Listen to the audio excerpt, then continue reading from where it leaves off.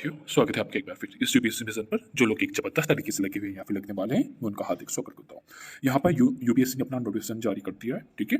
And यहाँ पर जो डेट बताई गई है वो पहले से ही जारी थी कैलेंडर में यूपीएससी के। 1 फरवरी से आपके फॉर्म शुरू हो जाएंगे भरना। एंड जो लास्ट डेट आपकी रहेगी 21 फरवरी तक रहेगी, ठीक है। यहाँ पर समय भी दिया गया है कि शाम को 6 बजे तक ही ये साइट ऑन रहेगी, 21 फरवरी शाम को 6 बजे तक। उसके बाद आप फॉर्म फिल नहीं कर पाएंगे।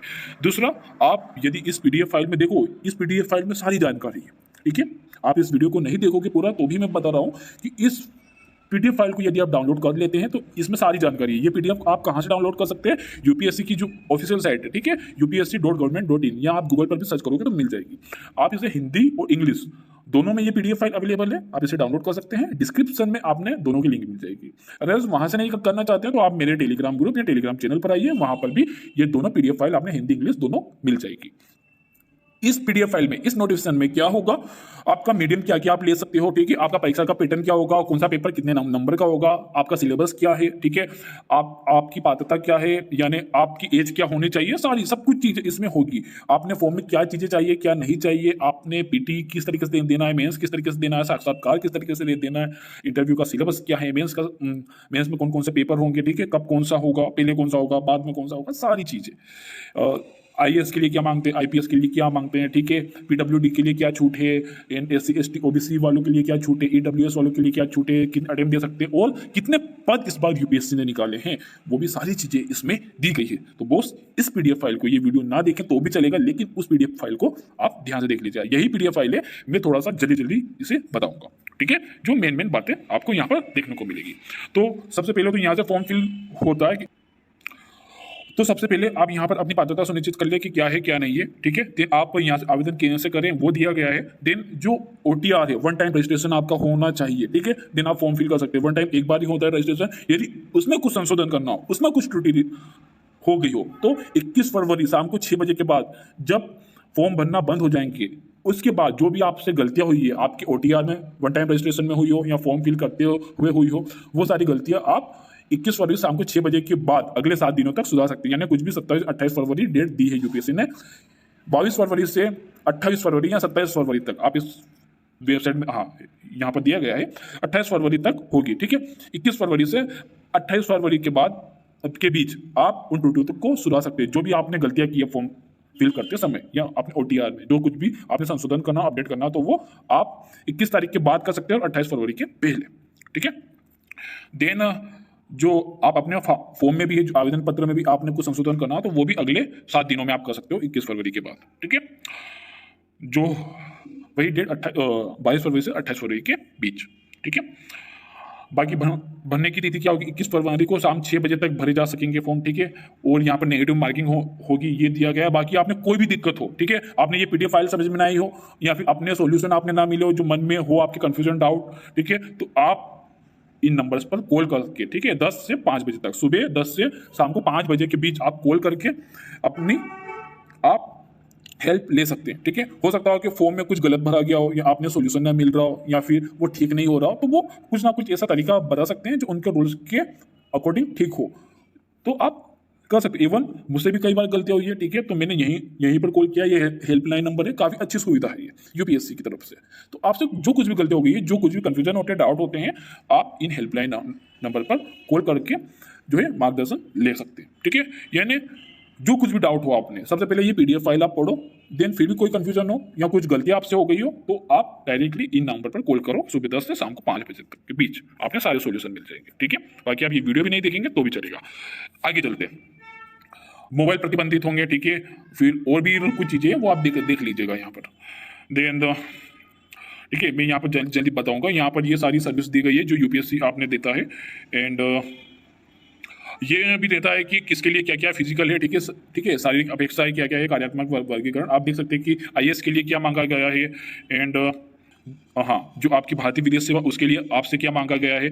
और यहाँ पर एक और बात कि आपका जैसे आईपीएस में आपका फिजिकली टेस्ट होता है और वहाँ पर आप फिट नहीं बैठ रहे, तो ये दिक्कत नहीं है कि आप कोई यूपीएससी बाहर निकाल देगा, कोई भी सेवा आपको नहीं देगा। नहीं, आपने कोई ना कोई सेवा दी जाएगी यदि आप यूपीएससी की फाइनल मेरिट लिस्ट पास कर लेते हैं, यानी आप यूपीएससी को क्लियर कर लेते हैं एग्जाम को, और आप अपनी सेवा में फिट नहीं बैठ रहे हैं, ठीक है, आपका जो फिजिकली टेस्ट होता है वहां पर आप फिट नहीं बैठ रहे, तो आपने कौन सी ना कौन सी सेवा में आपको दे दी जाएगी। ठीक है, यानी कहने की बात यह कि ऐसा नहीं कि आपने पूरी एग्जाम पास कर दी और आप फिजिकल में फिट नहीं है तो आपने बाहर कर दिया जाएगा, नहीं, आपने कोई सी ना कोई सी सेवा दे दी जाएगी यूपीएससी की।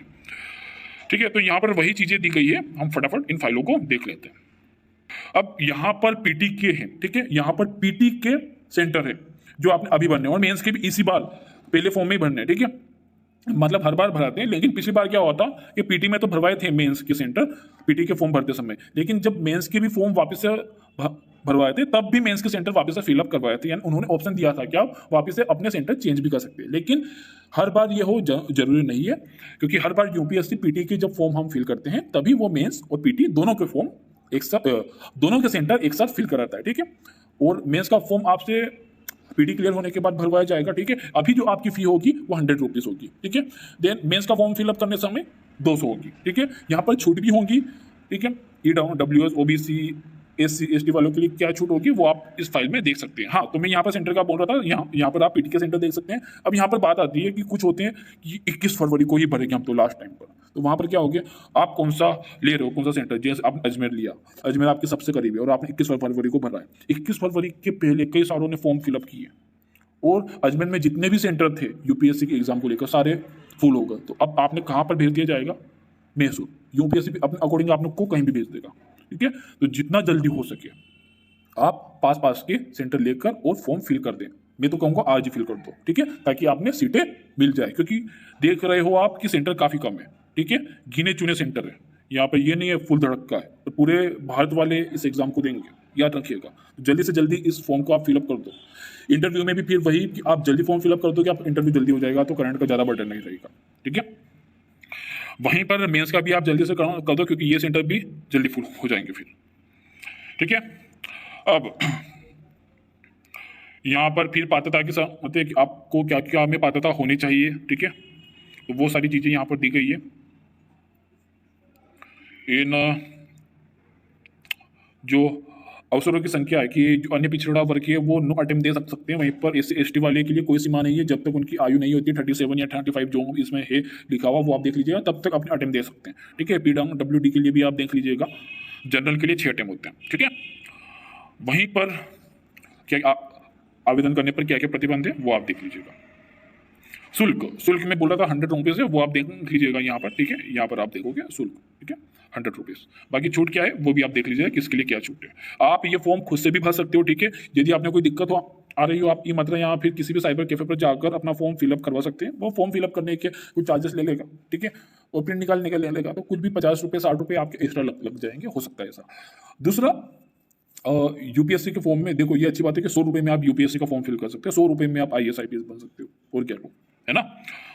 बाकी OTR में कुछ संशोधन करना हो तो वो मैंने शुरुआत में बताया भी था आपको ने। ठीक है, वही चीज़ें यहाँ पर दी गई है, और कई सारी उन पर जो कमेंट भी आपने देखने को मिलेंगे। यहाँ पर लास्ट तारीख दी गई है, और पत्र व्यवहार भी आप आयोग के साथ कर सकते हो। यहाँ पर पता कुछ दिया गया है, और आपने क्या जानकारी पत्र व्यवहार करते समय उनको देनी होगी वो भी जानकारी यहाँ पर दी गई है।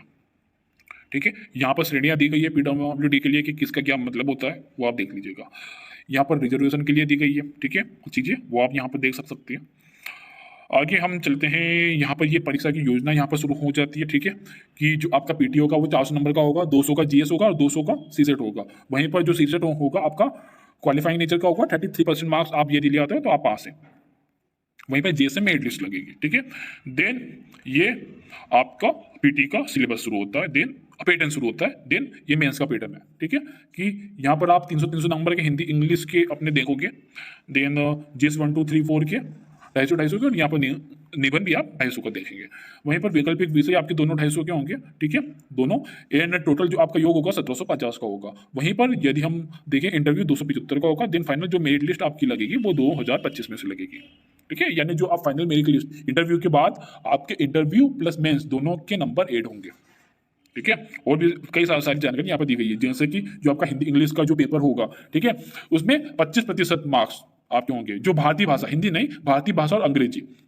भारतीय भाषा में कई सारी भाषाएं आप उसमें से सिलेक्ट कर सकते हैं। हाँ, तो यहाँ पर 25% आपने लाने होंगे। ये क्वालिफाइंग नेचर के होते हैं, हिंदी अंग्रेजी यानी भारतीय भाषा और अंग्रेजी के जो पेपर्स होते हैं वो आपके कौन से होते हैं, क्वालिफाइंग नेचर के होते हैं। यानी आपने 33% नहीं 25% मार्क्स लाने होंगे, यानी आपके 75 नंबर आ जाते हैं 300 में से, तो आप इन 2 पेपर्स में पास माने जाएंगे। ठीक है, बाकी ये यहाँ पर भाषाएं दी गई हैं, लिपियां दी गई हैं, तो ये भी आप उस पीडीएफ फाइल में चेक कर सकते हैं। देन ये यूपीएससी के ऑप्शनल सब्जेक्ट है जो यूपीएससी प्रोवाइड आपको करता है, इनमें से आपका ऑप्शन कौन कौन सा आप देख लीजिएगा। ठीक है, इसके बाद यदि हम चीजें देखें तो और भी कई सारे नोट्स दिए गए हैं, आप आसानी से इन्हें देख सकते हैं।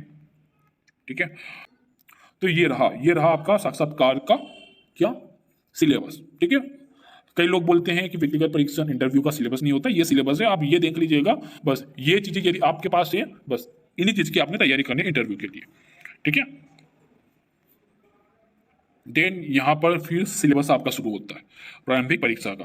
ठीक है, ये सी सेट का और वो जीएस का था ऊपर। ठीक है, देन आपका यहाँ पर मेंस का शुरू होता है, मेंस के लिए बातें लिखी गई है। ठीक है, भारतीय भाषा, देन इंग्लिश। ठीक है, देन निबंध, देन आपका जीएस 1 हो गया। ठीक, देन आपका ये पेपर 3 जो आपका जीएस 2 का होता है, देन जो आपका पेपर 4 जो आपका जीएस 3 का होता है, देन पेपर जो 5 आपका होता है वो जीएस 4 का होता है। ठीक है, देन पेपर 6 और 7 जो आपका होगा वो ऑप्शनल का होगा। अब ऑप्शनल का सिलेबस कहाँ से, तो यहाँ से ऑप्शनल के सिलेबस की लाइन शुरू हो जाती है। पहले कृषि विज्ञान का उसका पेपर 1 और पेपर 2 का सिलेबस दिया गया है। ठीक है, उसके बाद फिर पशुपालन पशु चिकित्सा विज्ञान ये ऑप्शनल सब्जेक्ट आप इसका पेपर 1 पेपर 2 दिया गया। इसी तरीके से हर एक ऑप्शनल इसमें दिया गया, आपने वो अपना ऑप्शन इसमें ढूंढना पड़ेगा कि कहाँ पर है। ठीक है, और उसके पेपर 1 और पेपर 2 का आप यहाँ पर सिलेबस देख सकते हैं। जैसे यहाँ पर विद्युत इंजीनियरिंग ये पेपर 1 का सिलेबस, देन इसके बाद पेपर 2 का है। ठीक है, ऐसे यदि सही बताऊं तो 225 की ये जो पीडीएफ फाइल इसमें ऑप्शनल सब्जेक्ट को लेकर ही ज़्यादा पेजेस है। ठीक है, क्योंकि ऑप्शनल सब्जेक्ट कई सारे और सिलेबस बड़ा है ना। देन यहाँ पर फिर आपकी जो लिटरेचर सब्जेक्ट शुरू होगा, असमिया ये पेपर 1 ये पेपर 2। यदि आपका हिंदी लिटरेचर या कौन सा भी लिटरेचर सब्जेक्ट है तो वो लास्ट में उसका सिलेबस होगा, देख लीजिएगा। ठीक है, ऑप्शनल के सिलेबस है ये सारा आपका यहाँ तक। ठीक है, अब अगर आप स्वयं से अपना फॉर्म फिल करना चाहते हैं या आवेदन करना चाहते हैं तो यूपीएससी उसके भी प्रक्रिया बताए, उसके भी निर्देश बताए हैं कि क्या क्या होना चाहिए, क्या चीज़ें किस तरीके से होगी, वो भी आप यहाँ पर पढ़ सकते हैं। ठीक है, परिशिष्ट 2 में ये एंड में दिया गया है। ठीक है, तो आप ये देख सकते हैं। बाकी आवेदन वापस लेने संबंधित अनुदेश यहाँ पर दिए गए हैं। फिर वस्तु पूरक जो आपकी होते हैं उसके लिए आपके अनुदेश है कि नेगेटिव मार्किंग क्या होगी, कितने की होंगी, किस तरीके से होगा। ठीक है, कौन से पेन का आप उपयोग करना है, तो परीक्षा संबंधित यहाँ पर सारी जानकारी यहाँ पर है। ठीक है, फॉर्म किस तरीके से आपने फिल करना है, क्या नहीं करना है, वो सारे अनुदेश यहाँ पर यूपीएससी के द्वारा आपको दिए गए हैं। ठीक है, जब आप पीडीएफ फाइल के शुरुआत में ही जाएंगे, ठीक है, मोबाइल प्रतिबंध के बाद इन जहाँ से ये शुरुआत होगा यहाँ पर आप देख सकते हैं 1 फरवरी से ये शुरुआत हो जाएगा। यहाँ पर एग्जाम की डेट भी आपने दी गई है। ठीक है, देन उसके नीचे सर्विस के बारे में बताया है। देन आपने बताया है कि 1105 रिक्त पद है इस बार। ठीक है, ये सबसे बड़ी बात है क्योंकि 1105 अभी तक आप देख रहे होंगे, पिछले साल भी बड़े थे कुछ। ठीक है, लेकिन उसके पहले आप देख रहे थे 700 750। ठीक है, इस तरीके के पद हो गए थे यूपीएससी के, काफ़ी कम हो गए थे, जिससे जो आपका कट ऑफ भी था, एक तो पेपर का लेवल भी हार्ड था। ठीक है, और कट ऑफ कम हुआ था लेकिन फिर भी पेपर का लेवल थोड़ा हार्ड था। ठीक है, वहीं पर यदि हम बात करें पद बढ़ने से क्या होगा, कट ऑफ थोड़ा कम हो सकता है। ठीक है, हालांकि वो पेपर के लेवल पर भी होगा, पेपर कैसा है, पेपर थोड़ा और हार्ड होगा तो कट ऑफ और कम हो जाएगा, पेपर इजी हुआ तो कट ऑफ बढ़ जाएगा। वहीं से पदों की संख्या का भी इफेक्ट प्रभाव पड़ेगा कि कट ऑफ कम होगा। पदों की संख्या यदि बढ़ेगी तो कट ऑफ ऑफकोर्स कम होगा। ठीक है, तो 11 से 5 है सबसे अच्छा मौका, इस अटेम्प्ट को आपने जरूर देना चाहिए। ठीक है, तो यही था गाइस, तो यही कहूँगा जल्दी से जल्दी फॉर्म फिलअप कर दो, वहीं पर आपने फायदा है। तो thank you, thanks lot guys. बाकी कुछ आपने पूछना हो आप हमारे टेलीग्राम ग्रुप पर पूछ सकते हैं या कमेंट कर सकते हैं।